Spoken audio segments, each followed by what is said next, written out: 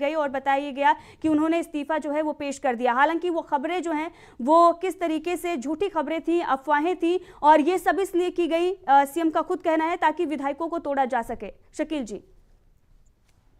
देखिए, अभी जो है आज ही बजट के ऊपर वोटिंग की नौबत आ सकती है।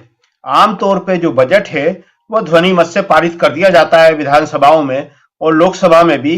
लेकिन अब बीजेपी शायद ये कोशिश करे तो सुक्खू उसको लेके, जो हिमाचल प्रदेश के मुख्यमंत्री हैं, बहुत आश्वस्त हैं। वो कह रहे हैं कि आज ही बजट आएगा, आज ही उस पर अगर वोटिंग की ये लोग मांग करेंगे तो वोटिंग होगी और हम वहां पे अपना बहुमत दिखा देंगे। तो उनका जो ये कॉन्फिडेंस है वो ये बताता है कि उनके पास बहुमत है। देखिए, फर्क इतना ज्यादा है कि उनके कहीं कहा 20 विधायक और कहा इनके 43 विधायक। तो उसमें तोड़फोड़ करना इतना आसान नहीं है। और कांग्रेस के लिए जो वहां से यहां से ऑब्जर्वर गए हैं और यहां से कांग्रेस ने पूरी ताकत झोंकी है, तो ऐसे में इतनी जल्दी कोई फैसला होने की वहां संभावना नहीं है। 2-4 विधायकों का मामला नहीं है कि वो यहां से वहां शिफ्ट हो जाए और सरकार चली जाए। तो इस वक्त तक ऐसा लग रहा है कि कांग्रेस जो है शायद अपनी सरकार को बचा लेगी, क्योंकि इस वक्त बीजेपी के लिए भी मैसेजिंग बहुत जरूरी है।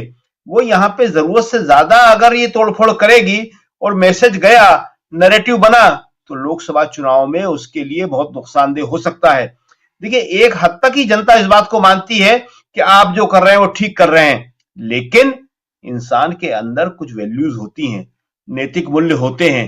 कुछ कुछ झूठ हुआ है, होता है। तो मुश्किल है ये कहना कि क्या होगा। लेकिन सुखविंदर सिंह सुक्खू का कॉन्फिडेंस दिख रहा है, कांग्रेस का कॉन्फिडेंस दिख रहा है, और हम लोग सोचते हैं कि अभी हम देखेंगे कि जल्दी ही वहां पे कोई ना कोई स्थिरता वाली बात होगी, कि क्योंकि राज्य सरकार को इस तरह से अस्थिर करना राज्य के लिए अच्छी बात नहीं है। और इस बात को समझा जाना चाहिए कि सरकारें काम करने के लिए होती हैं। सरकारें इसलिए नहीं होती कि उनको आप जनता ने चुन दिया 5 साल के लिए और आप अस्थिर कर दो, उन्हें परेशान करो। तो देखते हैं अब क्या होता है। जी शकील जी। जी। और समीरात्मक जी आपके पास आएंगे।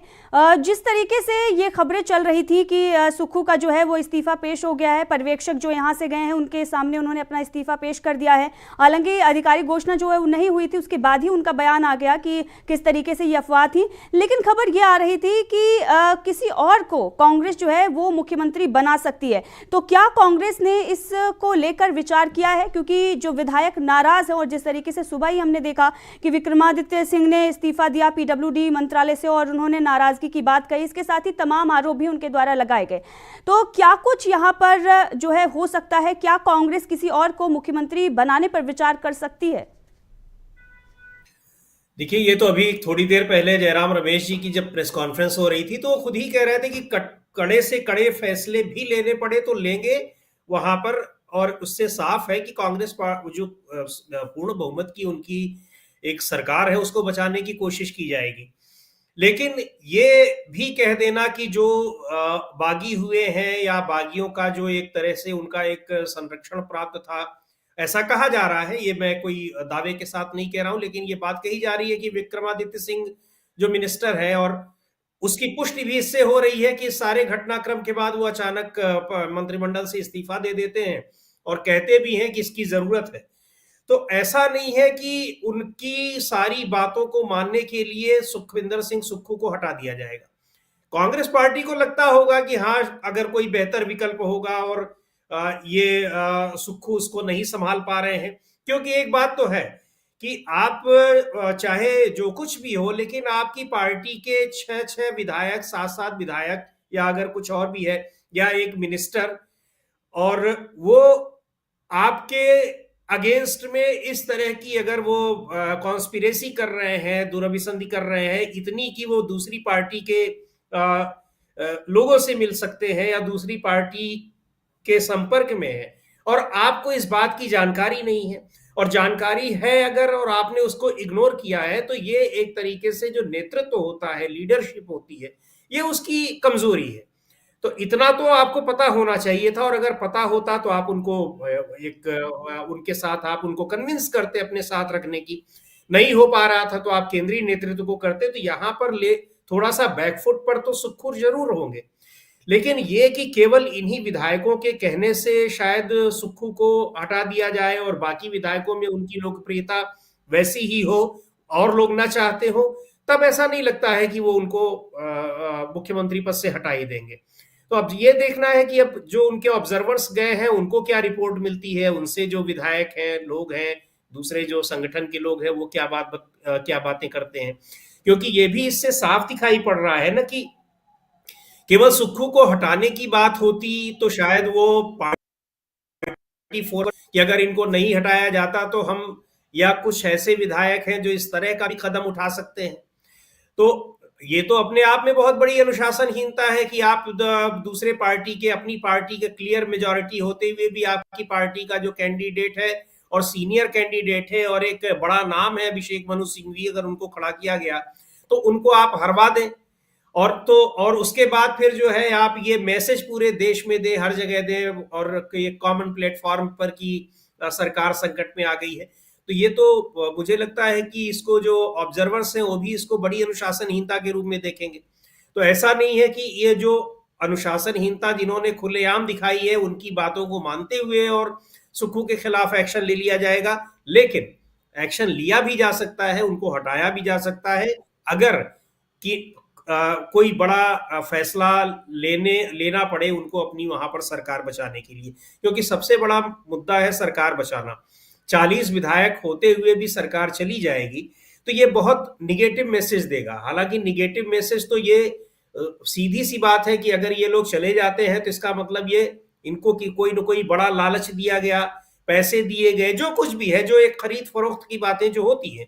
क्योंकि सामान्य तौर पर आप जिस पार्टी का वोट लेकर के, जिसके सिंबल पर जीत करके आए हैं, अपने क्षेत्र की जनता से आप जो मैंडेट लेकर के आए हैं, आप बिल्कुल उसके उलट जा रहे हैं। तो ये तो बहुत बड़ी राजनीतिक अनैतिकता होगी। लेकिन अगर ऐसा हो रहा है तो जिसके पास मैंडेट वास्तव में है वो तो अपनी पार्टी को बचाने, अपनी सरकार को बचाने की जरूर कोशिश करेगा। क्योंकि अगर जिसके पास मैंडेट नहीं है वो पार्टी अगर सरकार बनाने की कोशिशों में लगी है तो जिसके पास ऑलरेडी है तो वो तो फिर उनको रोकने की कोई ना कोई कोशिश करेगी। तो ये बहुत स्पष्ट रूप से नहीं कहा जा सकता कि सुक्खू को हटाया ही जाएगा, लेकिन ये भी नहीं कहा जा सकता कि नहीं, किसी कीमत पे उनको नहीं हटाया जाएगा। तो अब ये डिपेंड करता है कि जो ऑब्जर्वर्स उनके गए हुए हैं उनको वहां के स्थानीय नेताओं की और इस जो विधायक हैं उनकी, बाकी लोगों की क्या बातें हैं, उनसे उनको क्या पता चलता है, तो उनकी रिपोर्ट के आधार पर मुझे लगता है कि शायद कोई फैसला वहां पर होगा। अमलेंदु जी, अगर देखा जाए तो जिस तरीके से सुबह से ही ये खबरें आ रही थी और ये कहा जा रहा था कि अगर सुक्खू को हटाया जाएगा तो फिर दो नाम चल रहे थे। एक विक्रमादित्य का नाम चल रहा था क्योंकि सुबह ही उन्होंने मंत्रालय से इस्तीफा दिया और उसके बाद से ही लगातार वो तमाम तरह के आरोप भी लगा रहे हैं कि हमें कोई कांग्रेस से नाराजगी नहीं है, ये भी उनका कहना है, लेकिन सरकार जो चल रही है उसमें उन्हें मान सम्मान नहीं मिल रहा है। अपने पिता का भी उन्होंने जिक्र किया और उसके बाद वो भावुक भी हो गए। लेकिन जिस तरीके से चीज़ें इस वक्त देखने को मिल रही हैं, क्या विक्रमादित्य को मुख्यमंत्री का पद मिलेगा? क्योंकि नाम तो मुकेश अग्निहोत्री का भी चल रहा है और बताया ये जा रहा है, चर्चाएं ये चल रही हैं कि बीजेपी के मंसूबे को ध्वस्त करने के लिए कांग्रेस अगर बड़ा दांव चलेगी, अगर अगला कदम उठाया जाएगा, अगर सुक्खू के नाम पर सहमति नहीं बनती है तो फिर मुकेश अग्निहोत्री या फिर विक्रमादित्य को मुख्यमंत्री या उप मुख्यमंत्री दोनों में से जो है, जो कुछ भी पर्यवेक्षक वहां पर गए हुए हैं, जिस तरीके से मिश्रा जी ने भी बताया, तो जो कुछ भी वहां पर स्थिति बनी हुई है उसको देखते हुए पद मिलेगा। तो क्या मुकेश अग्निहोत्री नए मुख्यमंत्री हो सकते हैं या विक्रमादित्य, जिन्होंने एक तरीके से इस्तीफा दिया है और सरकार के खिलाफ जो उन्होंने आरोप लगाए हैं, उन्हें मुख्यमंत्री का पद मिल सकता है? देखिए, अभी मुझे लगता है कि जो सुक्खू कह रहे थे, हालांकि जो सूचना है वो ये है कि आला कमान से उनकी बात हुई और शायद उन्होंने पेशकश की अपने इस्तीफे की और आला कमान ने उनसे रोकने के लिए कहा है। उसके बाद ही सुक्खू बाहर आकर आए हैं और बाहर आकर के उन्होंने कहा है कि मैंने कोई इस्तीफा नहीं दिया है। लेकिन ये खबरें थी कि उन्होंने आला कमान को पेशकश की है और अब सुक्खू ने जिस दमदारी के साथ कहा, मतलब एक चैलेंज की मुद्रा में कहा कि मैं संघर्षों से निकल करके आया हूँ और मैं लड़ूंगा। तो यानी कि उन्होंने जो कहा कि मैं लड़ूंगा, और ये उन्होंने कहा कि मेरे पास पूरा बहुमत है और हम पहले अभी आज बजट पास कराएंगे, उसके बाद फिर जो है देखा जाएगा। तो बजट पास हो जाएगा जब आंचल जी, तो बजट पास जो है, बजट पास होना ही जो है एक तरीके से वो सरकार के प्रति विश्वास मत का पारित होना है। तो बजट पास हो जाता है तो सरकार, इसका मतलब वहाँ बच गई और सरकार वहाँ जीत गई। तो अभी फिलहाल जो है वो सुक्खू के इस्तीफे की कोई अभी संभावना फिलहाल नहीं नजर आ रही है। लेकिन जो ऑब्जर्वर पहुंचे हुए हैं और जिस तरीके से जयराम रमेश ने अपनी पीसी में कहा कि हम जनादेश के साथ विश्वासघात नहीं होने देंगे, ये बात उन्होंने बहुत जोर दे करके कही। तो जनादेश के साथ विश्वासघात नहीं होने देंगे, कांग्रेस का ये कहना, इसका मतलब कि कांग्रेस ने अपनी तैयारी पूरी कर ली है कि भारतीय जनता पार्टी को हिमाचल में घुसने के लिए कहीं से भी कोई रास्ता नहीं छोड़ा जाएगा। और इसीलिए सुक्खू का ये कह रहे हैं कि हमारे पास जो है उनके विधायकों से भी संपर्क हो रहा है, भारतीय जनता पार्टी के विधायक हमारे संपर्क में हैं। अब वो संपर्क में है या नहीं है ये हम नहीं जान सकते, सुक्खू जानेंगे कि उनके संपर्क में है कि नहीं है। लेकिन वो जिस तरीके से कह रहे हैं कि भारतीय जनता पार्टी अपने विधायकों को भी संभाल के नहीं रख पा रही है, और जो 6 विधायक जिन्होंने क्रॉस वोटिंग की है उनको भी सीआरपीएफ के घेरे में रखा गया है। तो एक तरफ तो ये आरोप लग रहे हैं कि जिस तरीके से सीआरपीएफ की सुरक्षा दी गई है उन 6 विधायकों को, इसका मतलब कि केंद्र सरकार सीधे सीधे इस मामले में इन्वॉल्व है और बिना केंद्र सरकार की सहमति के सीआरपीएफ की सुरक्षा नहीं मिल सकती। सीआरपीएफ की सुरक्षा तो केंद्र सरकार ही देती है। तो सीआरपीएफ की सुरक्षा अगर उन 6 विधायकों को दी गई है तो वो किस आधार पर दी गई है, खैर बात के प्रश्न होंगे। लेकिन जिस तरीके से सुक्खू दावा कर रहे हैं उससे ये साफ जाहिर होता है कि जो डैमेज कंट्रोल है वो वहाँ किया जा चुका है। भारतीय जनता पार्टी को फिलहाल हिमाचल प्रदेश में सरकार को कोई नुकसान पहुंचाने की स्थिति नहीं बन पा रही है। और जिस तरीके से भी उनका विक्रमादित्य सिंह का भी बयान आया कि कांग्रेस से नाराजगी नहीं है, हाईकमान से उन्होंने बात की है और उनको कहा है, तो इसका मतलब कि विक्रमादित्य सिंह भी ये समझ रहे हैं कि जिस भारतीय जनता पार्टी ने उनके पिता को जिस तरीके से अपमानित किया, उनकी माँ को अपमानित किया, उनकी बहनों को अपमानित किया, वो भारतीय जनता पार्टी इस कांग्रेस की अंतर कलह में अपने हाथ तो ताप सकती है, लेकिन विक्रमादित्य सिंह को उससे भविष्य में जाकर के बुरी तरीके से नुकसान होगा उनकी राजनीति को जाकर के। तो विक्रमादित्य सिंह की भी ये बात समझ में आ गई है, मुझे ऐसा लगता है। बाकी अब समझ में आई है नहीं आई है उनका मसला है, आई है कि नहीं आई है, जो उनकी बातें हैं उससे ही समझा जा सकता है कि उनको ये बात समझ में आ गई है। तो अब जो चीज़ें बढ़ रही हैं आंचल जी हिमाचल प्रदेश में, वो ऐसा लगता है कि कांग्रेस वहाँ पूरी तरीके से इंतजाम कर चुकी है। जयराम रमेश जिस तरीके से कह रहे थे कि 3 बड़े नेता वहाँ गए हुए, ऑब्जर्वर गए हुए हैं, विधायकों से बात करेंगे, सभी विधायकों से बात करेंगे। उसमें ये भी जोड़ा कि जिन्होंने क्रॉस वोटिंग की है उनसे भी बात की जाएगी, सभी में वो भी आते हैं, यानी कि सारे विधायकों से बात होगी। और अगर विधायकों की तरफ से कोई इस तरह की बात होती है कि सुक्खू के समर्थन में विधायक नहीं है, तो जाहिर सी बात है कि कांग्रेस एक डेमोक्रेटिक पार्टी और विधायक ही बात तय करते हैं कि कौन मुख्यमंत्री होगा। जिस समय सुक्खू मुख्यमंत्री चुने गए थे उस समय भी विधायकों ने ही तय किया था कि कौन मुख्यमंत्री होगा, ऊपर से नहीं थोपे गए थे सुक्खू। तो ये ऊपर से थोपने का चलन और पर्ची निकालने का चलन भारतीय जनता पार्टी में है। यहाँ पर्ची नहीं निकली है सुक्खू के नाम की, सुक्खू को विधायकों ने ही जो था वो चुना था। तो अब ये सुक्खू को जिस तरीके से विधायकों ने चुना, तो अगर नया मुख्यमंत्री भी कोई चुना जाता है या सुक्खू के विरुद्ध के खिलाफ भी विधायक हो गए हैं, तो ये भी पर्यवेक्षकों को विधायक बताएंगे और तभी उसके बाद जो है वहाँ कोई निर्णय इस तरीके का लिया जाएगा। समझा यह जाता है चल जी फिलहाल जो है कांग्रेस ने वहाँ अपनी स्थिति दुरुस्त कर ली है और उसके ऑब्जर्वर जिस तरीके से पहुँचे हुए हैं, महत्वपूर्ण लोग हैं जिनमें डीके शिव कुमार और भूपेंद्र सिंह हुड्डा जैसे मजबूत जनाधार वाले नेता भी हैं, वो जिस तरीके से जाकर के क्राइसिस मैनेजमेंट कर रहे हैं, उससे भारतीय जनता पार्टी के लिए फिलहाल हिमाचल में कोई रास्ता नज़र नहीं आ रहा है। और हो सकता है कि लोकसभा चुनाव से पहले भारतीय जनता पार्टी को हिमाचल जो है वो एक दूसरा झारखंड बनता हुआ नजर आए। आंचल जी अमलेंदु जी बिल्कुल सही आपने कहा।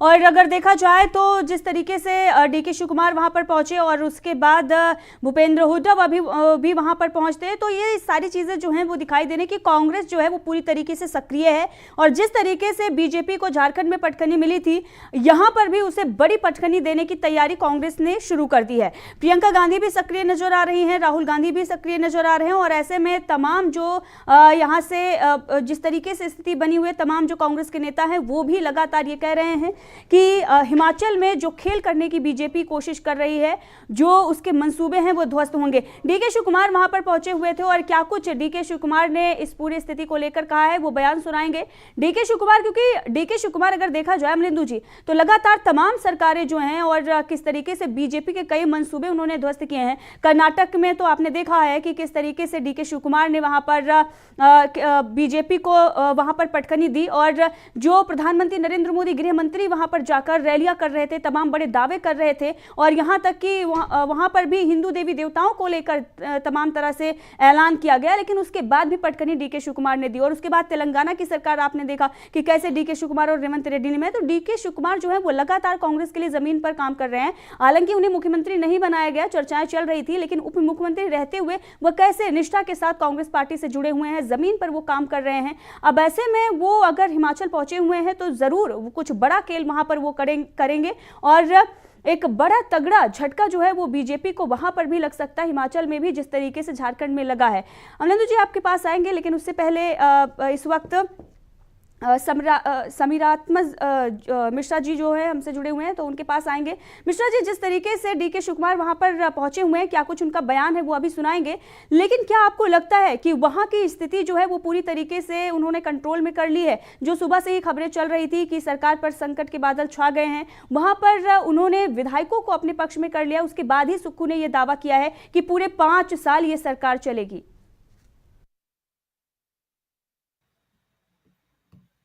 जी, निश्चित तौर पर ये अब डीके शिव कुमार जो एक राजनीतिक रणनीति पॉलिटिकल स्ट्रेटजी होती है उसको अपनी बेहतरीन स्ट्रेटजी को साबित कर चुके हैं।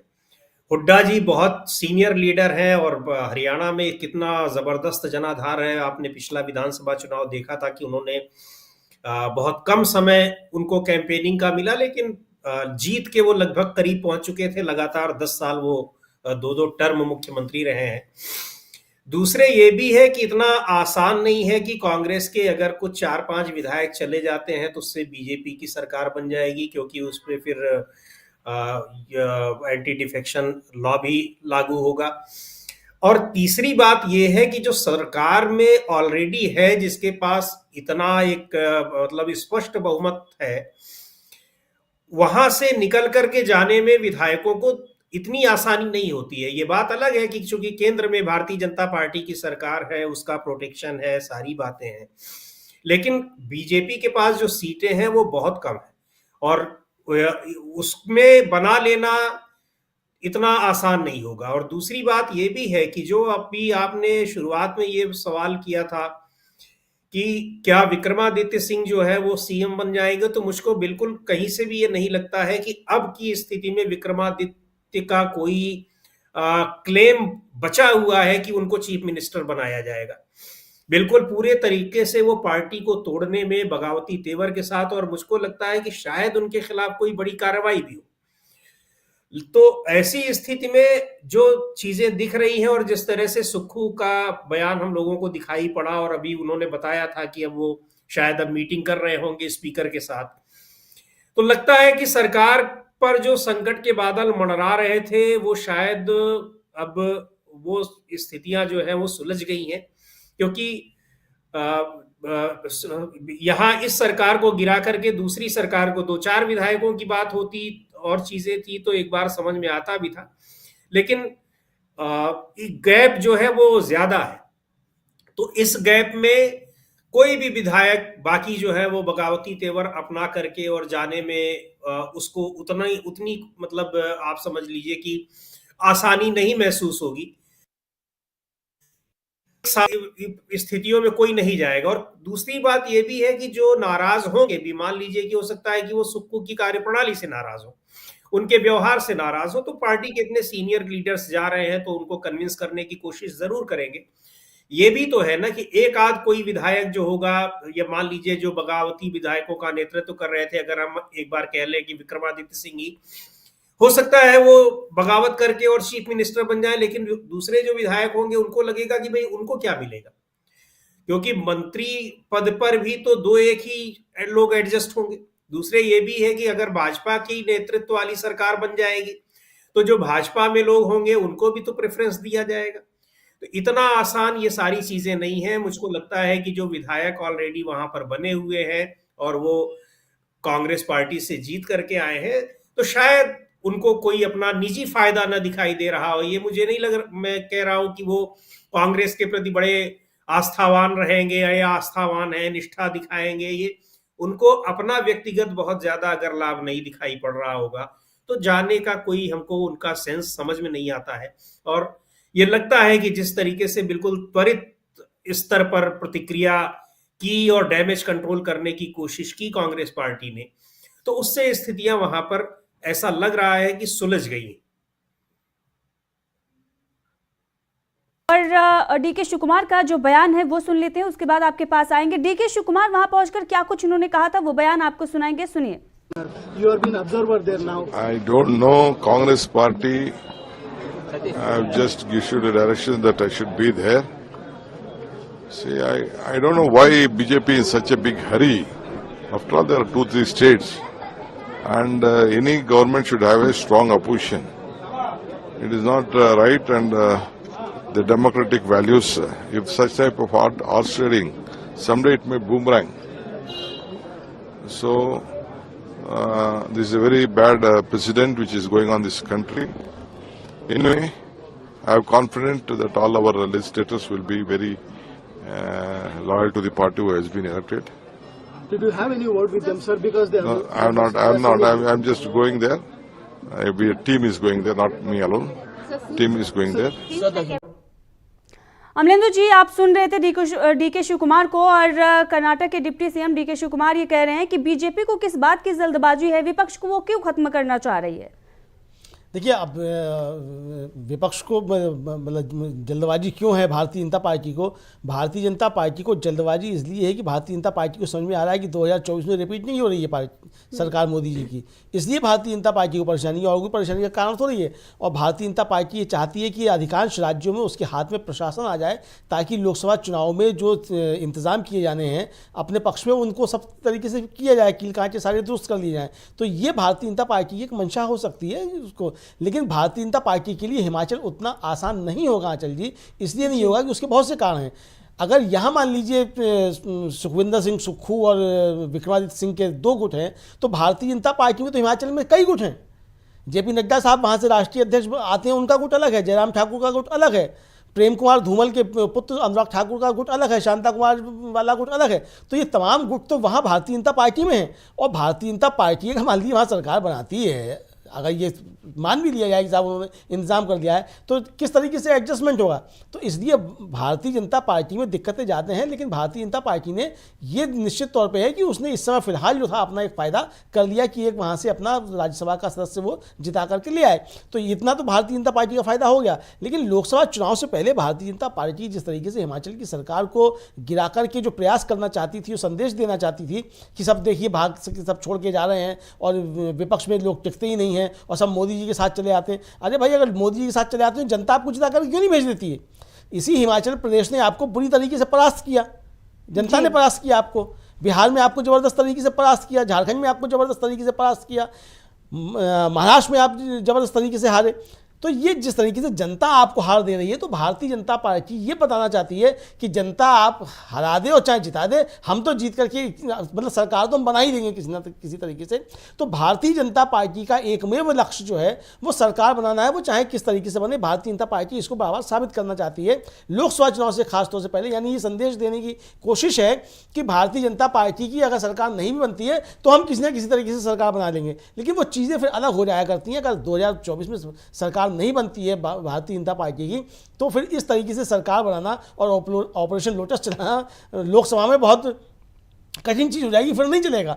अभी तो आपके ऑपरेशन लोटस तमाम राज्यों में इसलिए चल जा रहे हैं क्योंकि केंद्र में आपकी सरकार है, आपके पास केंद्र की एजेंसियां हैं। जिस तरीके से आपने यहाँ सीआरपीएफ जो है दिया कांग्रेस के उन विधायकों को जिन्होंने क्रॉस वोटिंग की, तो ये आपके पास ये अधिकार है तो आपने वो दे दिया। लेकिन जब आपके पास ये अधिकार नहीं रहेगा, फिर किस तरीके से आप इन चीज़ों का इस्तेमाल करेंगे?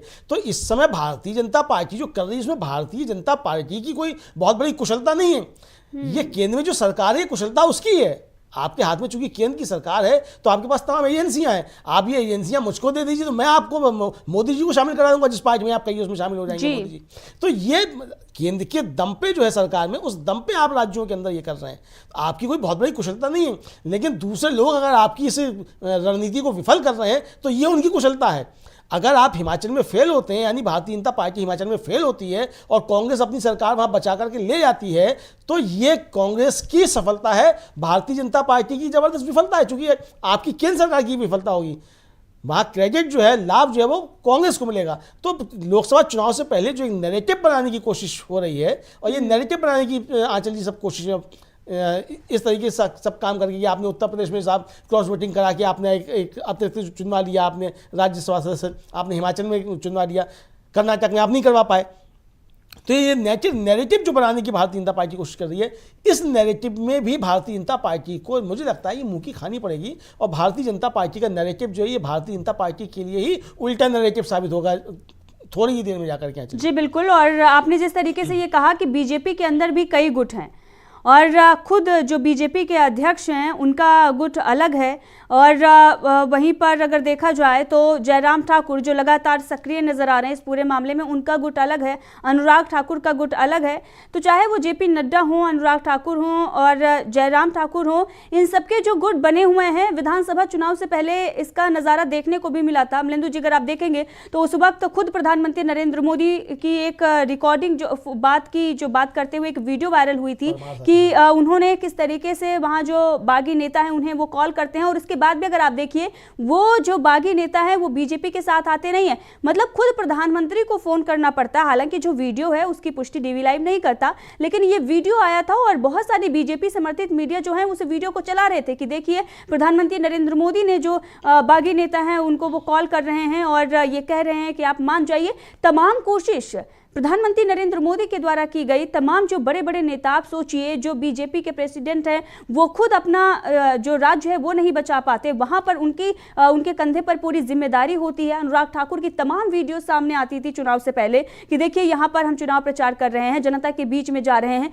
लोग जो है उनको देखने तो आते थे क्योंकि वो केंद्रीय मंत्री थे और शायद चुनाव के पहले ही पहुंचे थे तो इसलिए, लेकिन जनता ने उन पर विश्वास नहीं जताया था। और उसके बाद पटखनी बीजेपी को चुनाव में मिली थी और उसके बाद ये साफ हो गया था कि जिस मोदी मैजिक की बात की जा रही है, मोदी की लोकप्रियता की बात की जा रही है, वो हिमाचल में नहीं नजर आई। और अब जब जनता ने नहीं चुना तो जो जनप्रतिनिधि हैं उनको ही खरीदने का काम चल रहा है हिमाचल में। और यही प्रियंका गांधी ने भी कहा कि आप देखेंगे तो प्रियंका गांधी का जो एक ट्वीट आया और उसमें उन्होंने कहा कि अगर 25 विधायकों वाली पार्टी अगर 43 विधायक जिनके पास उन्हें चुनौती दे रही है, देखिए प्रियंका गांधी का जो ट्वीट है कि लोकतंत्र में आम जनता को अपनी पसंद की सरकार चुनने का अधिकार है। हिमाचल की जनता ने अपने इसी अधिकार का इस्तेमाल किया और स्पष्ट बहुमत से कांग्रेस की सरकार बनाई, लेकिन भाजपा धनबल, एजेंसियों की ताकत और केंद्र की सत्ता का दुरुपयोग करके हिमाचल वासियों के इस अधिकार को कुचलना चाहती है। इस मकसद के लिए जिस तरह भाजपा सरकारी सुरक्षा और मशीनरी का इस्तेमाल कर रही है वो देश के इतिहास में अभूतपूर्व है।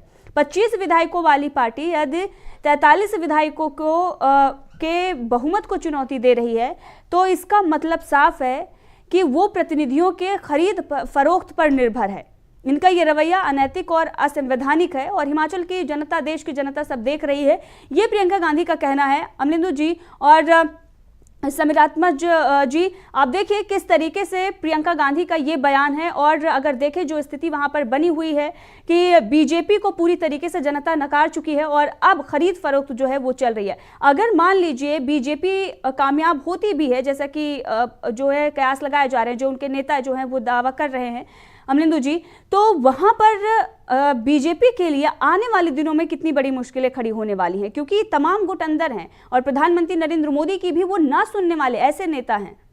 देखिए भारतीय जनता पार्टी के लिए हिमाचल प्रदेश में बहुत ज़्यादा दिक्कत है, क्योंकि यहाँ जिस तरीके से लीड करते हुए दिखाई दे रहे हैं वो जयराम ठाकुर लीड करते हुए दिखाई दे रहे हैं। तो अगर मान ली भारतीय जनता पार्टी बनाने की स्थिति में आती है, कुछ होता है, तो फिर वहाँ कौन नेतृत्व करेगा? तो ये सवाल भारतीय जनता पार्टी के अंदर ज़्यादा है। जिस तरीके से सुक्खू दावा कर रहे हैं कि वो बजट भी पास कराएंगे और सरकार 5 साल चलेगी, ये दावा जिस तरीके से सुक्खू कर रहे हैं, इसका मतलब कि वहाँ इंतजाम पूरे हैं और कांग्रेस की सरकार को कहीं कुछ होने वाला वहाँ हिमाचल प्रदेश में नहीं है। और सुक्खू ने बहुत दमदारी के साथ बात की, मतलब सुक्खू की भाव भंगिमा है आंचल जी, उनकी जो देह भाषा है वो साफ तौर पे बता रही है कि सुक्खू बहुत ज़्यादा कॉन्फिडेंट है और कहीं से भी उन्होंने अपना जो है विश्वास नहीं खोया है। तो इसलिए ये जो जिस तरीके से वहाँ कोशिश की जा रही है, जयराम रमेश ने भी जिस तरीके से कहा है कि पार्टी बड़े फैसले लेने से पीछे नहीं हटेगी, ये भी कहा है। तो इसका मतलब कि ऊपर से तैयारियां पूरी हो चुकी हैं और आला कमान जो है वो भी तैयारी कर चुका है, मतलब कांग्रेस का आला कमान जो है वो सब तैयारियां कर चुका है कि किस तरीके से हिमाचल प्रदेश में क्या क्या चीज़ें की जानी है और किस तरीके से वहाँ सरकार को बचाया जाना है और किस तरीके से वहाँ भारतीय जनता पार्टी को चुनौती दी जानी है। तो ये सारी तैयारियां हो चुकी हैं। डी के शिव कुमार और भूपेंद्र सिंह हुड्डा वहाँ पहुँच चुके हैं और उन्होंने वहाँ जाकर कमान संभाल ली है। और वहाँ आज देखिए विधानसभा के अंदर जिस तरीके से सब घटनाएं आ रही हैं, पहले 15 विधायकों को भारतीय जनता पार्टी के स्पीकर ने निलंबित कर दिया है। तो अब बजट पे चर्चा होगी, बजट पे विश्वास वोटिंग होगी। तो अब कहा है सुक्खू ने कि भाई वोटिंग करा लो, जो मांग भारतीय जनता पार्टी कर रही थी कि वोटिंग करा लो तो वोटिंग कराई जाएगी। सुक्खू ने कह दिया वोटिंग करा लो, तो यानी कि वोटिंग का भी इंतजाम जहां पूरा हो चुका है, ये बात समझ में आ रही है। वोटिंग का इंतजाम कांग्रेस ने वहां पक्का कर दिया है और वोटिंग से अगर बजट पास होता है तो ये भारतीय जनता पार्टी के लिए एक जबरदस्त चुनौती फिर होगा और भारतीय जनता पार्टी की आशाएं फिर बहुत ज्यादा धूमिल हो जाएंगी। चलिए जी बिल्कुल। और इस वक्त अमलेंदु जी बड़ी खबर आ रही है और खबर यह है हिमाचल से आ रही है, हिमाचल विधानसभा से बड़ी खबर आ रही है और बजट जो है उस पर लगातार आप देखिए बजट को लेकर कांग्रेस की तरफ से भी दावे किए जा रहे थे और वहीं पर अगर देखा जाए तो बीजेपी जो है राज्यपाल से मिलने पहुंच गई थी, जयराम ठाकुर मिल गए थे और उन्होंने बजट को लेकर एक तरीके से ये कहा था कि जो बजट है उस पर वोटिंग कराने की उनके तरफ से मांग की गई थी। और इस वक्त बड़ी खबर जो है आ रही है कि हिमाचल विधानसभा में बजट जो है वो पास हुआ है। अमलेंदु जी लीजिए, तो अब बजट पास हो गया, यानी बजट पास हो गया, ये खबर आ गई तो बजट पास हो तो इसका मतलब सरकार के प्रति विश्वास मत एक तरीके से जाहिर हो गया। अब चीजें जो है भारतीय जनता पार्टी के हाथ से एकदम बाहर निकल चुकी हैं। आंचल जी, इस बात को अब समझा जा सकता है। जो भी खतरा था वो बजट के पास होने तक था, बजट पास हो गया तो अब भारतीय जनता पार्टी के हाथ से चीजें निकल चुकी हैं। इसका मतलब कि विश्वास मत एक तरीके से सरकार का वहां पास हो गया है। जी फाइनेंस बिल होता है तो बजट में हो गया है। हिमाचल प्रदेश से जो बड़ी खबर आ रही है जी अमलेंदु जी, हिमाचल प्रदेश में बीजेपी का ऑपरेशन अब पूरी तरीके से ध्वस्त हो गया। लगातार हम इस बात की चर्चा कर रहे थे कि हिमाचल प्रदेश में जल्द ही बड़ा खेला होने वाला है और ये खेला जो है वो कांग्रेस करेगी। बीजेपी के जो मंसूबे हैं वो ध्वस्त होंगे। हिमाचल विधानसभा में बजट जो है वो पास हो गया है। हिमाचल से इस वक्त बड़ी खबर आ रही है तो लगातार सबकी नजरें जो है वो हिमाचल विधानसभा पर टिकी हुई थी कि क्या कुछ वहां से खबर आती है। और बजट को लेकर ही बीजेपी की तरफ से कहा जा रहा था कि इस पर वोटिंग कराने की उनके तरफ से राज्यपाल से अपील की गई थी। और अब खबर यह आ रही है कि हिमाचल विधानसभा में बजट पास हुआ है। तो हिमाचल विधानसभा में ध्वनि मत से बजट पास हुआ है और विपक्ष का यहाँ सदन में जो विपक्ष का कोई भी सदस्य मौजूद नहीं था। इससे पहले अगर आप देखेंगे तो हिमाचल में लगातार घटनाक्रम जो है वो बदल रहे हैं और इसी बीच हिमाचल प्रदेश में बीजेपी का ऑपरेशन जो है वो फेल हुआ है और विधानसभा में ध्वनि मत से बजट पास हुआ है। इस वक्त की यह सबसे बड़ी खबर आ रही है और हिमाचल प्रदेश के नेता प्रतिपक्ष जो हैं जयराम ठाकुर और उनके समेत जो है 15 विधायकों को पहले ही एक तरीके से निलंबित किया गया था। और आप देखें हिमाचल प्रदेश से बड़ी खबर आ रही है। इस वक्त की सबसे बड़ी खबर हिमाचल प्रदेश से आ रही है। हिमाचल प्रदेश में बजट, विधानसभा में बजट पास हो गया है। हिमाचल प्रदेश में बीजेपी का ऑपरेशन पूरी तरीके से फेल हो गया है।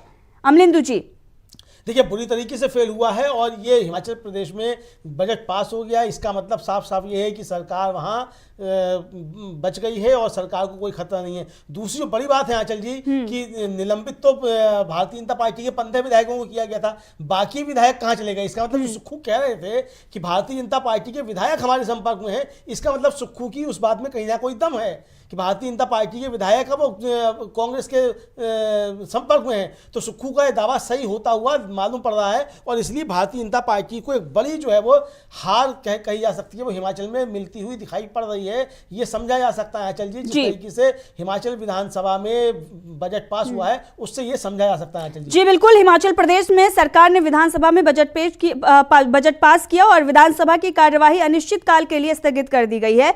अब इसका मतलब यह है कि अगले 3 महीने के लिए सुक्खू सरकार को राहत और नहीं लाया जा सकता है अविश्वास प्रस्ताव। तो देखिए अमलेंदु जी, लगातार इस बात की हम चर्चा कर रहे थे और सुक्खू ये कह रहे थे कि ये सरकार जो है पूरे 5 साल चलेगी।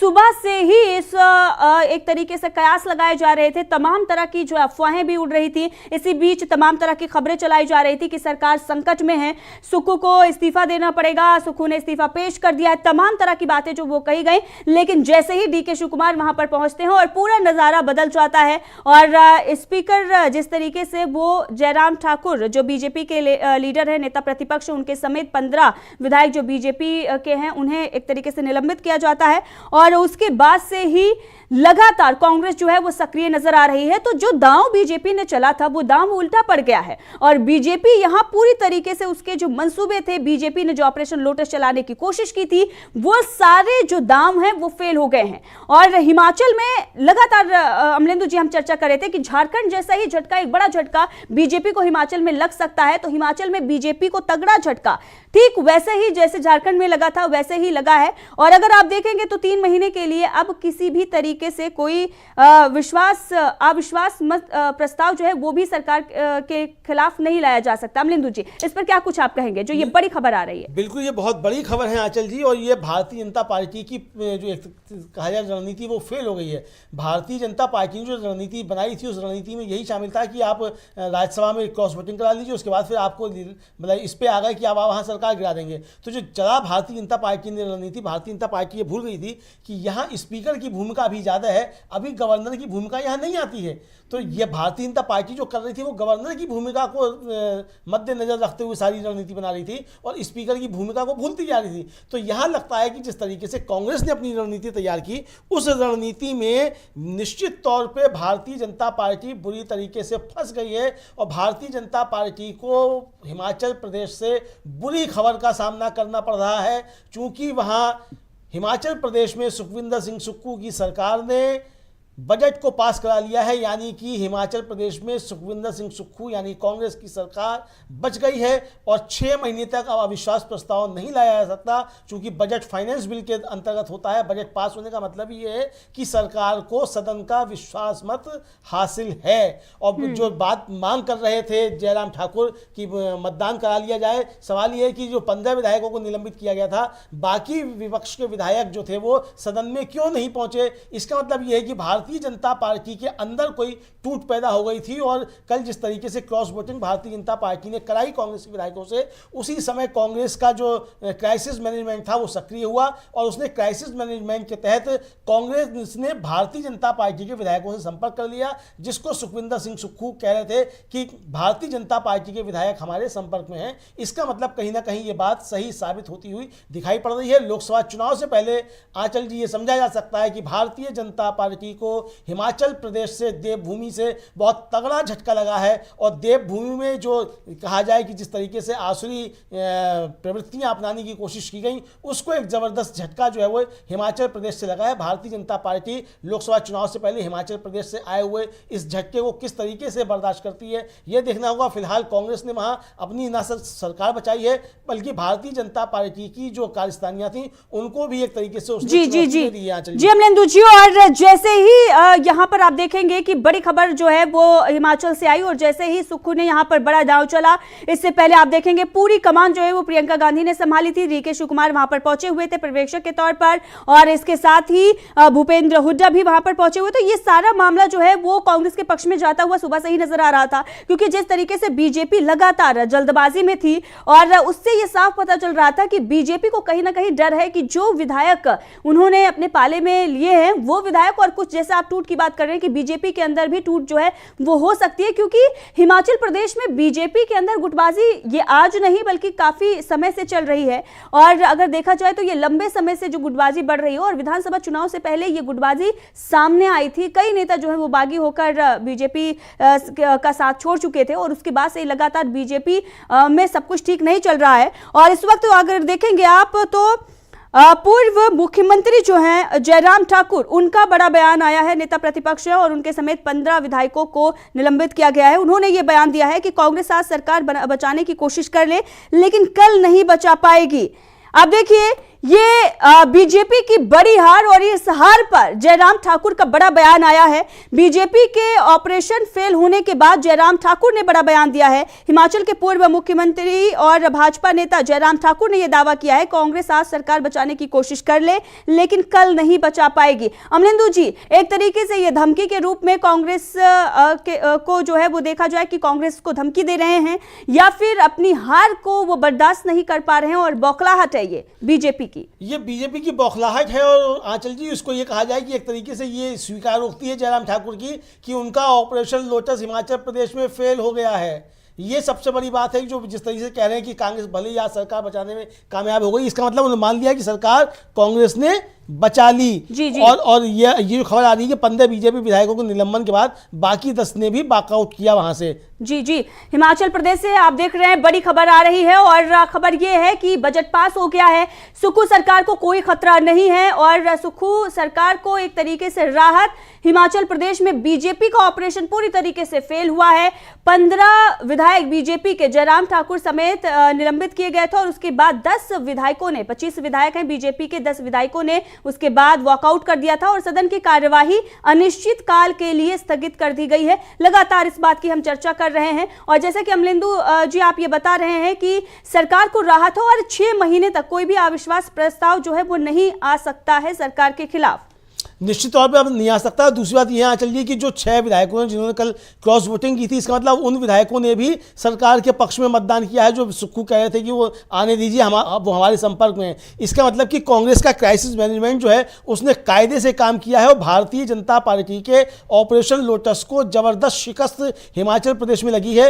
हिमाचल प्रदेश भारतीय जनता पार्टी के लिए दूसरा झारखंड बन चुका है जहां भारतीय जनता पार्टी का ऑपरेशन लोटस बुरी तरीके से फेल हुआ है और जयराम ठाकुर की स्वीकारोक्ति जो है वो यही इंगित करती है कि हिमाचल प्रदेश में भारतीय जनता पार्टी का ऑपरेशन लोटस बुरी तरीके से फेल हुआ है और कांग्रेस वहां ना सिर्फ अपनी सरकार बचाने में कामयाब हुई है बल्कि सुक्खू जो दावा कर रहे हैं कि 5 साल तक हमारी सरकार चलेगी, उसमें कांग्रेस को सफलता मिलती हुई दिखाई पड़ रही है। और लोकसभा चुनाव से पहले भारतीय जनता पार्टी के लिए ये एक जबरदस्त सेटबैक है। भारतीय जनता पार्टी ने कल जिस तरीके से क्रॉस वोटिंग करा के नैरेटिव बनाने की कोशिश की थी कि भारतीय जनता पार्टी इस तरीके की नैरेटिव बनाकर के सरकारों को तोड़ सकती है, ये कल का नैरेटिव आज भारतीय जनता पार्टी के लिए उल्टा पड़ गया है और भारतीय जनता पार्टी अपने बनाए नैरेटिव में ही बुरी तरीके से फंसती हुई नजर आ रही है। आंचल जी बिल्कुल। और जयराम ठाकुर ने बीजेपी के हार के बाद, जयराम ठाकुर एक तरीके से बीजेपी की हार ही हुई है जो लगातार दावा किया जा रहा था जयराम ठाकुर की तरफ से, हर्ष महाजन की तरफ से लगातार दावा किया जा रहा था कि कांग्रेस की सरकार गिर रही है, उसको खतरा है। और हर्ष महाजन जो है वो तो ये दावा कर रहे थे कि कांग्रेस की सरकार जो है वो अल्पमत में आ गई है। तमाम तरह के दावे उनके द्वारा किए जा रहे थे, लेकिन इसी बीच जैसे ही सुक्खू ने बड़ा दांव चला, जैसे ही सुक्खू सरकार को राहत मिली, उसके बाद से जयराम ठाकुर जो है वो दावा कर रहे हैं कि ये सरकार अगर आज बच जाती है तो कल गिर जाएगी। और इसी बीच हर्ष महाजन का भी बड़ा बयान आ गया है। अमलेंदु जी, हर्ष महाजन ने भी ये कहा है कि हिमाचल प्रदेश में कांग्रेस की सरकार नहीं चलने वाली। तो बीजेपी का ऑपरेशन जो है पूरी तरीके से फेल हुआ है और अब लगातार उनके तरफ से बयानबाजी की जा रही है। और जैसा कि आप ये कह रहे थे कि सीआरपीएफ की अगर सिक्योरिटी मिली हुई है, अगर उनके सुरक्षा में जो विधायक है वहां के जो बाकी विधायक कहे जा रहे हैं वो विधायक अगर जा रहे हैं, इसका मतलब है कि ये केंद्र सरकार भी एक तरीके से इस पूरे मामले में शामिल है। तो ये तगड़ा झटका जो है वो मोदी शाह के लिए भी है। अमलेंदु जी, नहीं, निश्चित तौर पर ये देखिए, भारतीय जनता पार्टी के अंदर कोई भी ऑपरेशन चलता है तो वो कहा जाता है कि बिना केंद्रीय नेतृत्व की मर्जी के बिना नहीं चलता है। इसका मतलब हिमाचल प्रदेश में भी जो ऑपरेशन चल रहा था उसको केंद्रीय नेतृत्व की ही भूमिका, उसमें उसकी भूमिका थी। और ये इससे भी जाहिर हो जाता है कि सीआरपीएफ की सुरक्षा मिलना जो है उन विधायकों को, क्रॉस वोटिंग करने वाले विधायकों को, जाहिर सी बात है कि ये फिर केंद्र सरकार की बिना सहमति के नहीं हो सकता। केंद्र सरकार ही सीआरपीएफ की सुरक्षा देती है। तो इसका मतलब केंद्र सरकार जो थी वो इसमें कहीं ना कहीं इन्वॉल्व थी और ऑपरेशन लोटस जो हिमाचल प्रदेश में चलाने की कोशिश की जा रही थी वो उसमें केंद्र सरकार की भूमिका से नकारा नहीं जा सकता है। तो ये एक बड़ी चुनौती जो कहा जाए और एक तरीके से बड़ा सेटबैक जो है ये भारतीय जनता पार्टी के केंद्रीय नेतृत्व तो खासतौर से प्रधानमंत्री नरेंद्र मोदी और गृहमंत्री अमित शाह जी के लिए भी ये एक तरीके से सेटबैक हो सकता है। अब पता नहीं कि उसमें गृहमंत्री की और प्रधानमंत्री की इसमें भूमिका कोई थी या नहीं थी, या जयराम ठाकुर जो थे वो गुमराह कर रहे थे केंद्रीय नेतृत्व को, ये पता नहीं। लेकिन जयराम ठाकुर जो है जिस तरीके से सुबह कह रहे थे कि कांग्रेस को ने जो है विश्वास मत खो दिया है, उसके पास अब विश्वास मत नहीं है और रिजाइन कर देना चाहिए, जिस तरीके की बातें कर रहे थे, अब दोपहर होते होते उनका जो है वो बयान बदल चुका है। यानी सुबह जाकर के आप इतनी ठंड में सुबह जाकर के आप गवर्नर से मिलकर के आते हैं और आप गवर्नर की उसमें भूमिका चाहते हैं और आप गवर्नर से कहकर के आते हैं कि साहब वहाँ वोटिंग कराई जाए बजट पे जाकर के, तो आप बजट से वॉकआउट क्यों कर जाते हैं? आपको बजट में फिर मतदान में हिस्सा लेना चाहिए था। आपके जो भी विधायक बचे थे आप उसमें हिस्सा लेते। इसका मतलब कि आपने वहां से जो वॉकआउट किया, आप ये अपनी कमजोरी बताना नहीं चाहते थे कि कितने विधायक आपके टूट के कांग्रेस के साथ जा चुके हैं। चूंकि अगर मतदान होता तो हो सकता है कि भारतीय जनता पार्टी के भी कुछ विधायक जो थे वो कांग्रेस की सरकार के पक्ष में वहां वोट करते। तो ये एक तरीके से भारतीय जनता पार्टी जो ऑपरेशन लोटस हिमाचल प्रदेश में चलाने की कोशिश कर रही थी, उसको एक जबरदस्त झटका हिमाचल प्रदेश में लगा है और भारतीय जनता पार्टी जो है बुरी तरीके से अपने ही जाल में फंसती हुई नजर आ रही है। आंचल जी बिल्कुल, और आप देखेंगे तो हिमाचल में तगड़ा झटका बीजेपी को लगा है। इस झटके के बाद जयराम ठाकुर का भी बयान आया है और वो ये कह रहे हैं कि भले ही आज जो सरकार बच गई है लेकिन कल नहीं बचेगी। इसके साथ ही जयराम ठाकुर ने एक मीडिया चैनल से बातचीत करते हुए अमलेंदु जी ये कहा है कि इनके पास बहुमत नहीं है, बजट पास कराने के लिए हमारे विधायकों को निलंबित किया, फाइटर हैं और लड़ते रहेंगे अपनी पार्टी के, फाइटर हैं तो लड़ते रहिए अपनी पार्टी के अंदर। सुक्खू जी ये बताएं कि उनके जो विधायक है 43 से 34 कैसे हुए, हमारे 25 से 34 कैसे हो गए, ये उनका कहना है। तो ये 43 विधायक से जो है वो 34 कैसे हो गए और हमारे 25 से 34 कैसे हो गए, ये उनके द्वारा कहा गया। और जबकि ये खबरें जो है वो चल रही है, अगर आप देखेंगे तो कैसे हुए, और लगातार कांग्रेस ये कह रही है कि सीआरपीएफ की सुरक्षा में उन विधायकों को ले जाया गया है। यहाँ तक कि कांग्रेस ने तो अपहरण का भी एक तरीके से मुद्दा उठाया था और उन्होंने कहा था कि उनके विधायकों का अपहरण हुआ है। ये तमाम जो है आरोप बीजेपी पर लगाए गए हैं और बीजेपी खुद ये कबूल कर रही है कि हमारे 25 से हमारे पास 34 विधायक हो गए हैं और अब सवाल वो कांग्रेस से पूछ रहे हैं। इसके साथ ही बाकी और जो विधायक हैं जो निर्दलीय हैं उनको लेकर भी बीजेपी लगातार दावा कर रही है, लेकिन जिस तरीके से दावा कांग्रेस की तरफ से किया जा रहा था कि सरकार पर कोई भी खतरा नहीं है और यहां से जो पर्यवेक्षक भेजे गए और उसके बाद ये पूरा मामला जो है वो देखने को मिला और अब कहीं ना कहीं कांग्रेस जो है वो ये साबित कर चुकी है कि अगर आप दाव चलेंगे तो एक कदम आगे बढ़कर कांग्रेस जो है वो एक कदम आगे बढ़कर किस तरीके से बीजेपी को फेल करती हुई नजर आई है।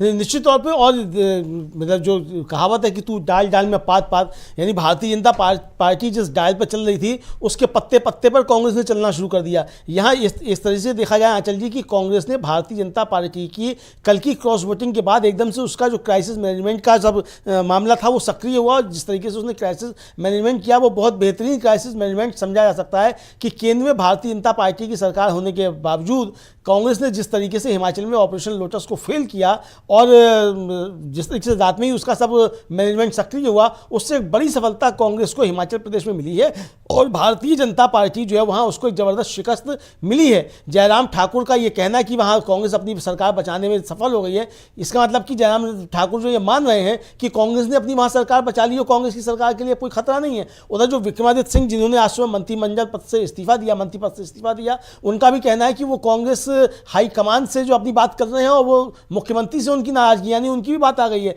इसका मतलब भारतीय जनता पार्टी जो कांग्रेस की अंदरूनी राजनीति थी उसमें जो हाथ तापने की कोशिश कर रही थी उसमें भारतीय जनता पार्टी अपने हाथ जला बैठी है, हाथ तपे नहीं है भारतीय जनता पार्टी के। तो कुल मिलाकर के लोकसभा चुनाव से पहले भारतीय जनता पार्टी के लिए एक तरीके से बड़ा सेटबैक और भारतीय जनता पार्टी जो नैरेटिव बनाने की कोशिश कर रही थी उस नैरेटिव को जबरदस्त तरीके से चोट पहुंची। आंचल जी, भारतीय जनता पार्टी को अपनी इन तमाम तरीके की रणनीतियों पर फिर से पुनर्विचार की आवश्यकता है। जी बिल्कुल, और आप देखेंगे तो प्रियंका गांधी जो है उनका इससे पहले ट्वीट आया था और प्रियंका गांधी इस पूरे मामले को देख रही थी, कमान पूरी उन्होंने संभाली थी। मल्लिकार्जुन खड़गे से भी उन्होंने इस पूरे मामले को लेकर चर्चा की थी और उसके बाद से ही ये दावा किया जा रहा था कि अब राहुल गांधी और प्रियंका गांधी जुट गए हैं और डीके शिव कुमार वहां पर पहुंचे और पूरा मामला जो है अब कांग्रेस के पक्ष में एक तरीके से सरकार जो है वो बच गई हो। लगातार हम ये दावा कर रहे थे कि सरकार जो है वो कांग्रेस की बचती हुई नजर आ रही हो और अब पूरी तरीके से सरकार को कोई खतरा नहीं है। लेकिन हाँ, अब बीजेपी के लिए खतरा जो है वो खड़ा हो गया है। लेकिन जिस तरीके से बीजेपी ने तोड़फोड़ की है, जो दूसरे दलों के विधायकों को बीजेपी ने अपने दल में लाने की कोशिश की है, उसे जरूर जो बीजेपी का मूल कैडर है वो नाराज नजर आ रहा है। पहले से ही कई सारे गुट जो है वो सक्रिय है बीजेपी के अंदर और अब बताया जा रहा है कि जिस तरीके से जयराम ठाकुर सक्रिय नजर आ रहे हैं, बाकी और भी गुट जो है वो सक्रिय हो गया है बीजेपी के अंदर ही। और जिस लड़ाई की वो बात कर रहे हैं जयराम ठाकुर, वो लड़ाई अब बीजेपी के भीतर ही शुरू हो गई है। अमलेंदु जी देखिए, बिल्कुल भारतीय जनता पार्टी के अंदर लड़ाई शुरू हो गई है और जो हम लोग बात कह रहे थे वो बात यही है कि भारतीय जनता पार्टी के अंदर इतने ज़्यादा कुछ हैं। अगर जयराम ठाकुर इसको लीड कर रहे हो, मान लीजिए कल को यहाँ से भेज दिया जाए अनुराग ठाकुर को या पर्ची वहाँ किसी और की निकल जाए, तो यहाँ तो पर्चियाँ निकलती हैं ना, यहाँ विधायक तो चुनते नहीं है मुख्यमंत्री भारतीय जनता पार्टी में। तो भारतीय जनता पार्टी के अंदर संकट शुरू हो गया। मतलब भारतीय जनता पार्टी के अंदर जिस तरीके से खेमेबाजी शुरू हुई और लगता यह है कि सुखविंदर सुक्खू जो दावा कर रहे थे कि भारतीय जनता पार्टी के विधायक हमारे संपर्क में हैं, तो इसका मतलब भारतीय जनता पार्टी के अंदर के जो गतिविधियां थी, जो भारतीय जनता पार्टी के अंतर्विरोध थे, उसमें कांग्रेस ने वहां फायदा उठा लिया है। तो यानी भारतीय जनता पार्टी की रणनीति को एक तरीके से कांग्रेस ने विफल किया है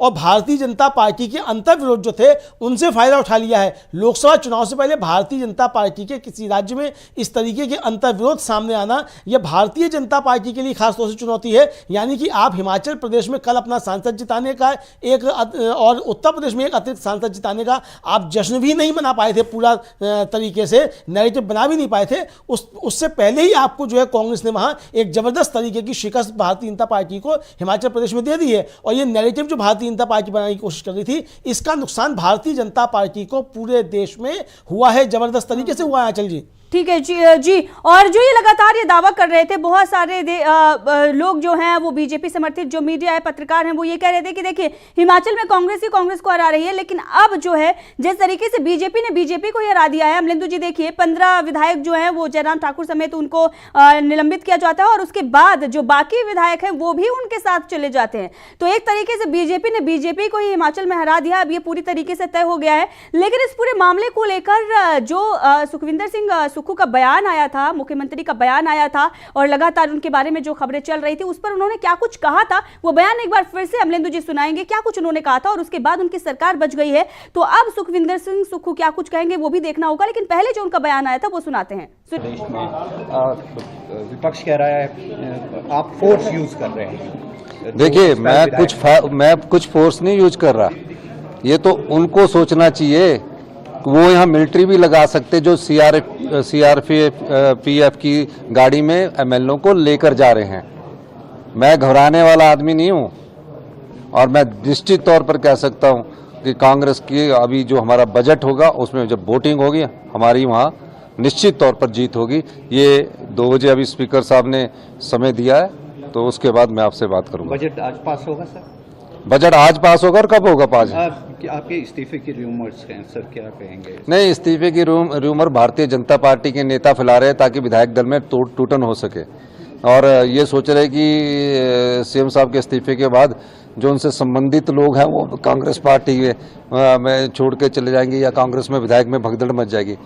कांग्रेस पार्टी पूरी एकजुट है और जो छोटे मोटे ग्रीवेंसेस है वो भी दूर कर लिए जाएंगे। उन्हें तो जो 6 लोगों ने वोट डाला है उनको भी बचा के रखना मुश्किल हो रहा है।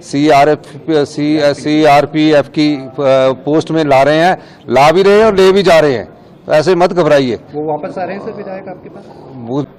ना तो मैंने इससे किसी ने इस्तीफा मांगा, ना ही मैंने कोई पेशकश की। पहली बात तो ये है कि मुझे जयराम ठाकुर जी जब सदन में बोल रहे थे तो मुझे किसी ने आकर बताया, मैं तो देखा भी नहीं। हम अपना बहुमत भी साबित करेंगे और निश्चित तौर पर कह सकता हूं मैं संघर्ष की राजनीति से निकला हूं और आम परिवार से उठकर हमने राजनीति की है। ये जीत हमारी होगी, हिमाचल की जनता की जीत होगी और मैं ये भी दावा कह सकता हूं कि भारतीय जनता पार्टी तड़प क्यों रही है। अभी हमारा बजट पास होना है, उसमें वोटिंग करवाइए और जो उनके साथ गए वो भी कुछ हमारे संपर्क में है। किसकी पक्ष में वोटिंग करते ये तो अभी आपको सामने नजर आएगा, पर निश्चित तौर पर मैं दावे के साथ कह सकता हूं कि आज जो बजट है उसमें कांग्रेस पार्टी की जीत होगी और जो राजनीतिक दबाव लोग बनाते हैं उन षड्यंत्रों का भी।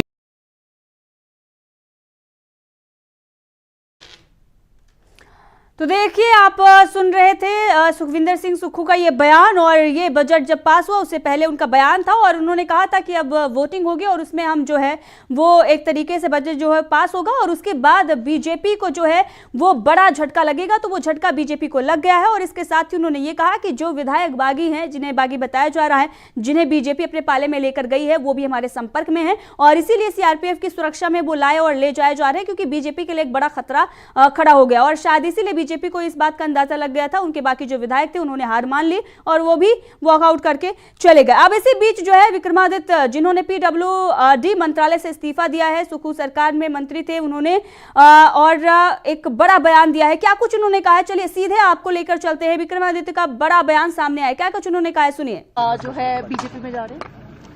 नहीं, अभी तो ऐसा कुछ नहीं। जो आपने आज इस्तीफे में कहा, आप इमोशनल भी हुए, उसके बारे में क्योंकि काफी चर्चाएं जो है वो जरूर और बढ़ गई हैं, उसके बारे में आप क्या? मैं जो कहता हूँ बिल्कुल बेबाक तरीके से कहने में विश्वास रखता हूँ। और मैंने हमेशा कहा है वट एवर आई से it is always based on facts and the circumstantial evidence. तो मैं ये मजबूती के साथ ये बात कह सकता हूँ कि आगे भी जो है हम अपनी बात को पूरी मजबूती से रखेंगे and then will see. Himachal में सुक्खू सरकार बची है या कांग्रेस सरकार? सरकार तो माननीय मुख्यमंत्री जी की अध्यक्षता में है, कांग्रेस की गवर्नमेंट है which is headed by honourable chief minister Thakur Sukhvinder Singh Sukhu ji. Vikram ji, there are certain rumors which are going around. I don't know if it is rumor or truth that you are in touch with 14 other Congress MLAs and you could soon join the BJP camp and the decision could come any time afternoon in the evening. नहीं, ऐसा कुछ नहीं है। ये सारे अफसरों का जो है अफवाहों का बाजार होता है, but I speak the truth, I speak without any indulgence, political indulgence, और जो भी हमने बोलना होगा उसको साफ तरीके से। पर आपने आज कहा ये बात कि 1 साल से आप काम कर रहे थे लेकिन बहुत आहत हुए, तो ये 1 साल से ही आप बहुत आहत थे या फिर आपको बहुत लंबे समय से लग रहा था कि नहीं कुछ खराब है, चीजें ठीक नहीं है सरकार में और सुखविंदर सिंह सुक्खू से नाराजगी है? नहीं, देखिए जो भी बात है मैंने बड़े साफ तरीके से कही है, उसमें कुछ उसको घुमा फिरा के नहीं कहा है, और आगे भी जो कुछ कहना होगा उसको भी हम बड़े साफ तरीके से कहें। तो ये रास्ता खुला है कि आप भाजपा की तरफ जा सकते हैं, क्योंकि नाराजगी तो आपकी है, आपके फादर के स्टैचू के लिए आपको जगह नहीं दी, वो एक बड़ी नाराजगी थी, आप नाराज हुए, भावुक हुए। नहीं, it is not about a statue तो मैं केवल एक उसका एक उदाहरण दिया। अगर एक जो होना चाहिए जिस तरीके से वो उसमें कुछ कमी मुझे दिखी है तो उस चीज को मैंने जग जाहिर किया है एंड आई एम श्योर उसमें रेक्टिफिकेशन जो है आने वाले समय में किया जाएगा। विक्रम जी, आपको लगता है कि कांग्रेस सरकार के पास अभी भी मैंडेट है या किसी भी समय गिर भी सकती है, क्योंकि कहा यह जा रहा है कि कांग्रेस तो बहुत कॉन्फिडेंट है लेकिन बीजेपी भी कॉन्फिडेंट है कि उनके पास मेजोरिटी है, सरकार नहीं बची है? नहीं, ये तो देखिए अभी आज बजट पास हो गया है, जो फाइनेंस बिल था वो पास हो गया है, और आने वाले टाइम में जब भी और भी कोई वो आता है उसको भी गवर्नमेंट पूरी तरीके से फेस करेगी।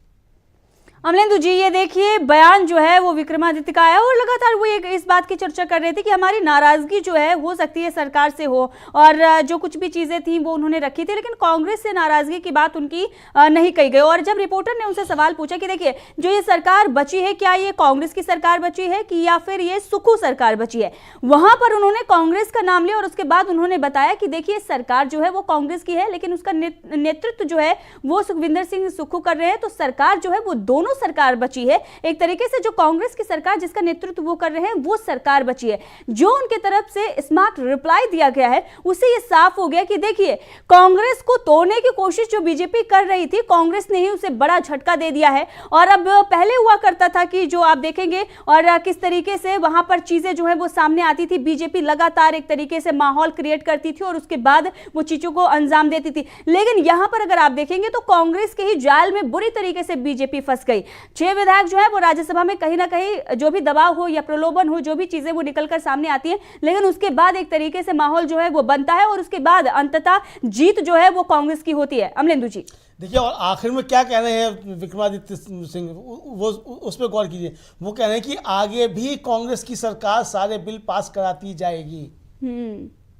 ये महत्वपूर्ण चीज है जो कह रहे हैं कि आगे भी कांग्रेस की सरकार कराती जाएगी, यानी कि कहीं नहीं जा रहे हैं विक्रमादित्य सिंह और कोई भी कांग्रेस का विधायक कहीं नहीं जा रहा है, ये एक तरीके से स्पष्ट है। दूसरा उन्होंने कहा कि जो उनके पिता की प्रतिमा का जो मसला था, उन्होंने उस पर कहा कि वो मैंने एक उदाहरण दिया था, उस पर रेक्टिफिकेशन जो है वो सरकार की तरफ से आएगा, यानी कि वो कह रहे हैं कि सरकार उस पर काम करेगी। तो जो उनके दिल के दर्द थे, उन दिल के दर्द को इसका मतलब सुक्खू सरकार जो है वो करेगी। हो सकता है कि कांग्रेस के जो आलाकमान की तरफ से जो पर्यवेक्षक गए हुए हैं उनसे विक्रमादित्य सिंह ने अपनी कुछ बातें रखी हों, उसमें ये सारी चीज़ें फिर वहाँ सॉर्ट आउट हो गई हों। तो यानी कांग्रेस के अंदर की जो चीजें थी, वो कांग्रेस के अंदर की चीजें थी, उसमें भारतीय जनता पार्टी को अपना रास्ता बनाने की कोशिशें नहीं करनी चाहिए थी। भारतीय जनता पार्टी की रणनीति, यहाँ पे ये रणनीतिक चूक हुई है भारतीय जनता पार्टी की कि उसने कांग्रेस की अंदरूनी राजनीति में उसने अपना रास्ता बनाने की कोशिशें की, और इसमें भारतीय जनता पार्टी की बुरी तरीके से जगहसाई हुई है। जिस तरीके से भारतीय जनता पार्टी का ऑपरेशन लोटस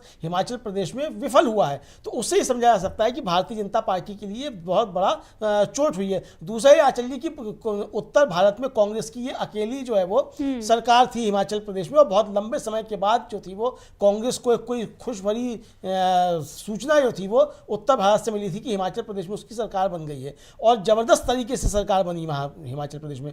तो इतनी जल्दी आप भारतीय जनता पार्टी उतावली क्यों हो रही है, जो कि सवाल कर रहे थे DK शिव कुमार की, इतनी उतावली भारतीय जनता पार्टी क्यों हो रही है? यानी जनता आपको नकार रही है और आप जनता का मत का अपहरण करके आप जो हमारा सरकार बनाना चाहते हैं, तो आप जनता को ठेंगा दिखाना चाहते हैं। ये चीज़ें जिस तरीके से सामने आ रही थी, इससे भारतीय जनता पार्टी को ये ऑपरेशन जो था वो नहीं करना चाहिए था। आप देखिए कि आप हिमाचल प्रदेश से जो है आप लेकर के आते हैं, आप कांग्रेस का ही व्यक्ति जो है वो तोड़ करके लेकर के आते हैं और आप उसको वहाँ से राज्यसभा भेजते हैं। अगर आपको इतनी ज़्यादा इस पर विश्वास था कि आप वहाँ अपना बना लेंगे, आप अपना वहाँ राज्यसभा सदस्य, तो आपके वहाँ से जो अध्यक्ष हैं JP नड्डा साहब, आपने उनको वहाँ से अपना कैंडिडेट क्यों नहीं बनाया? फिर आप JP नड्डा साहब को चुनाव लड़ा लेते हिमाचल प्रदेश से, वो आपने चुनाव नहीं लड़ाया, आपने उनको गुजरात से भेजा, मतलब सुरक्षित आपने वहाँ से भेजा। यानी कि आपको भी ये पहले से ही आशा थी कि आपका वहाँ ऑपरेशन सफल नहीं हो सकता, वो आपने फिर बाद में कुछ इंतजाम करके वहाँ ऑपरेशन आपने अपना वहाँ सफल कराया उसमें राज्यसभा के चुनाव में।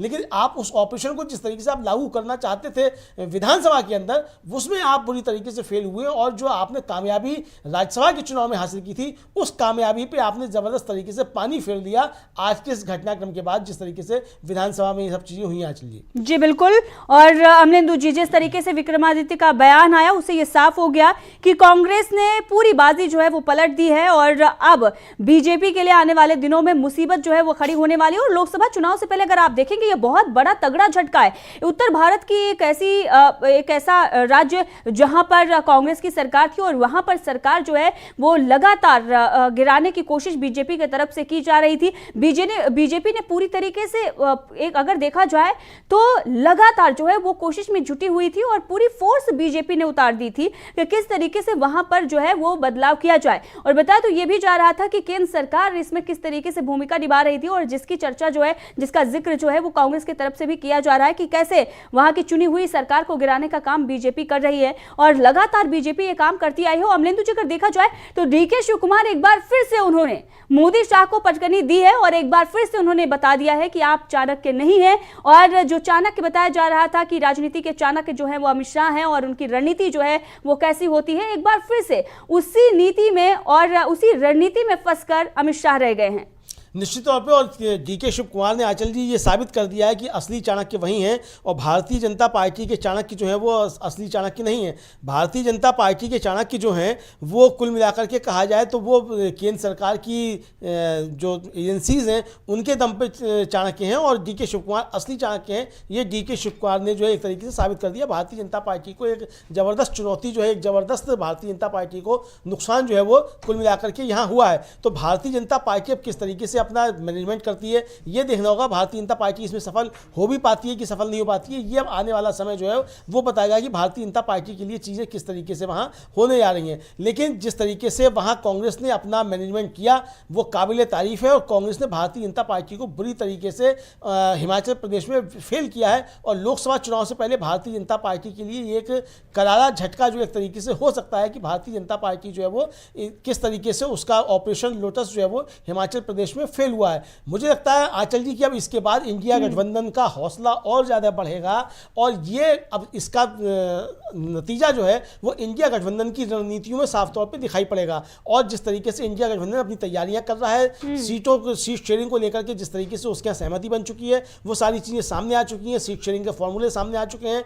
सिर्फ महाराष्ट्र और बंगाल की जो घोषणा होना बाकी रह गई है, जहाँ सीट शेयरिंग को लेकर के उसकी भी जल्दी घोषणा हो जाएगी। तो इसका मतलब भारतीय जनता पार्टी के लिए आने वाला लोकसभा चुनाव बहुत कठिन होने जा रहा है। इसको आप हिमाचल के इस प्रकरण से भी समझ सकती हैं आंचल जी। जी बिल्कुल अमलेंदु जी, और लोकसभा चुनाव से पहले बीजेपी को ये जो करारी हार मिली है उससे अगर आप देखेंगे तो हो सकता है ईडी और सीबीआई और भी सक्रिय नजर आए, और हो सकता है और भी लोगों को टारगेट किया जाए, क्योंकि अगर जो नैरेटिव जो जो नैरेटिव बनाने की बीजेपी की तरफ से कोशिश की गई है वो नैरेटिव नहीं बन पाया लोकसभा चुनाव से पहले, और लगातार बीजेपी को हार के बाद हार मिल रही है, लगातार उसे झटके पर झटके लग रहे हैं। और अगर देखा जाए तो अखिलेश यादव को भी सीबीआई का समन आ गया है, तो तमाम नेताओं पर एक तरीके से दबाव बनाने की कोशिश की जा रही है। एक तरफ इंडिया गठबंधन जो मजबूती के साथ आगे बढ़ रहा है, सीट शेयरिंग पर भी बातचीत बन गई, दूसरी तरफ सरकारों को जो गिराने का एक तरीके से बीजेपी ने जो कोशिश शुरू की है वो कोशिश भी उसकी नाकाम होती हुई नजर आ रही है और लगातार उसे एक तरीके से झटके मिल रहे हैं। अब ऐसे में विक्रमादित्य ने जो बयान दिया वो बेहद ही खास है। एक बार फिर से अपने दर्शकों को वो बयान सुनाएंगे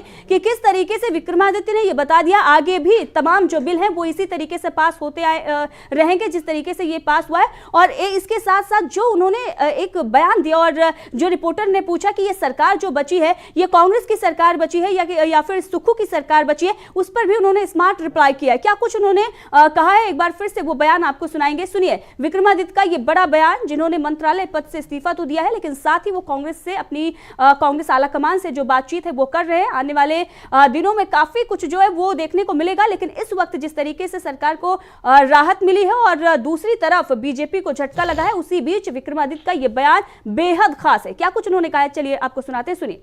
जो है बीजेपी में जा रहे हैं?